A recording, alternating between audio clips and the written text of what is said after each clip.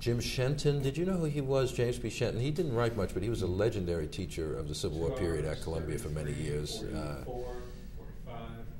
And then there were a couple of guys. Our committees have 3 from within the field and 2 from outside. So it was a guy from political science. I don't even remember who the other people were, frankly. Hofstadter, but Hofstadter wasn't even there at the defense because he was basically dying. You know, I defended in 1969 and he died in early 1970, so he was like in a hospital or something. Yeah, but working with him was quite a privilege, despite the fact when he gave lectures to students, it was boring as hell. You know, he just wasn't interested. Are we? All right. Well then. Okay. So what happens? You ask questions and I just talk. That's right. All right. So you come from a distinguished line of historians. Your father, Jack, was a historian.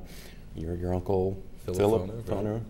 Right. Is it in the genes, or how did you come to it? Well, I'm sure it is in the genes. We don't quite know our own genes. My father, Jack Foner, wrote about blacks in the military in American history. My uncle, Philip Foner, was a tremendously prolific scholar. He was the first one to really put together the writings of Frederick Douglass a long time ago, back in 1950, when Frederick Douglass was barely known. Now he's a very prominent figure in any accounts of American history.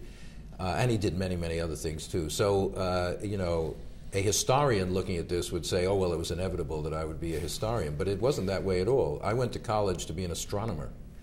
First 2 years of college, I took science, physics, astronomy, calculus. I wasn't going to be a historian.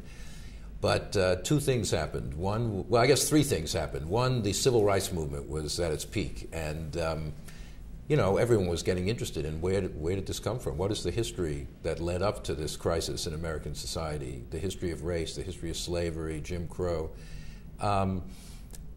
Secondly, I had the occasion to take a course in Civil War era history with a very inspiring teacher, not very well known because he didn't really write that much, but at Columbia, a guy named James Shenton, who was a mesmerizing teacher and really conveyed this love of history, which I think is what good teachers